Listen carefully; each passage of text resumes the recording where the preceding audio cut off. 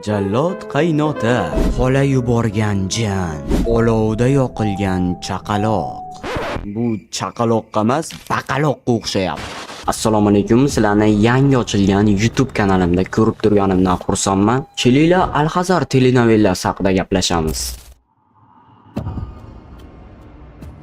Alhazar loyihasi 2022-yildan beri suratga olinib kelinayotgan edi.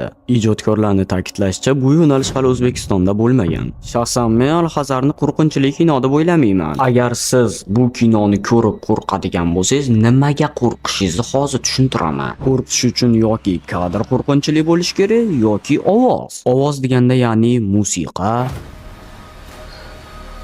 sound effektlar.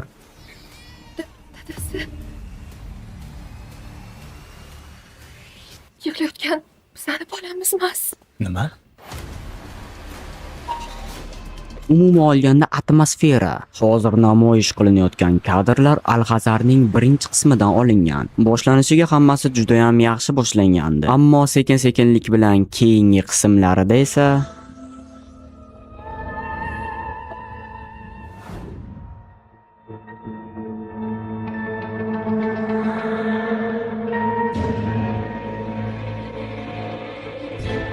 agar sezgan bo'lsangiz, Alhazar kadrlarda odamlarni qo'rqita olmaganidan musiqada qo'rqitmoqchi bo'lyapti.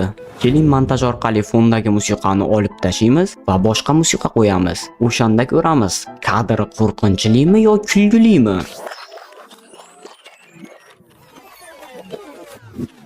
A few moments later.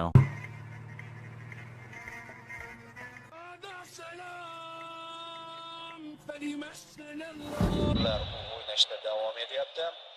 O'ynaganda ham Real Madrid klubida, Ispaniya terma jamoasida. Menimcha 1997-yilda chiqqan bolalar uchun multfilm ham bundan ancha qo'rqinchliroq.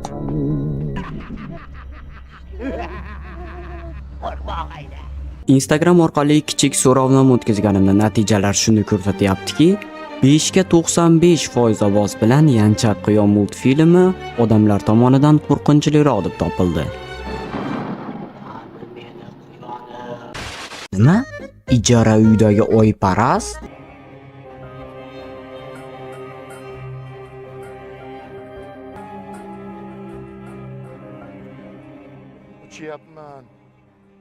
Uchyapman. Hozir ko'rgan kadringlar kinodagi eng qo'rqinchli joy ekan. Tirik murdani ko'raylik-chi.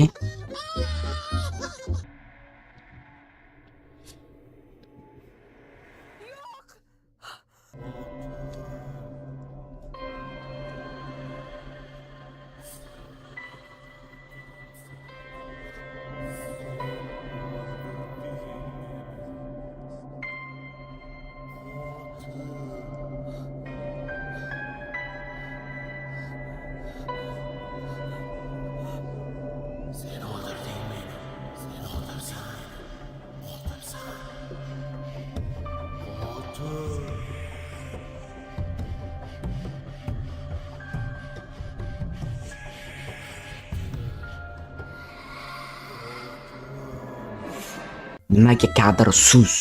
Qo'rqinchli kadr olsa bo'ladi-yu. Shimi bilan qora paypog'ini qaranglar. Hozir qanaqa kadr bo'yapti deymi mana? Qotil deb sekin yurib kelyapti kadrda. Va biyodan chiqyapti. O'zini klon qilingan versiyasi chiqib turib. Turklarda Sijjin degan kinosi bor. Ana o'shani ko'rsanglar, misol tushunasizlar qanaqa darajada professionalni ishlanganligini. YouTube'da yangi kanal ochganligim sababli hozirda obunachilar soni 0. Meni YouTube'dagi qo'ygan birinchi maqsadim bu dastlabki 1000 ta obunachini to'plash. Bunchalik qiyin emas, agar sizlar qo'llab-quvvatlab tursalaring. Kelinglar hozir shu videodan keyin hammamiz obuna bo'lamiz. Qisqa qilib aytganda, YouTube kanalimga obuna bo'ling.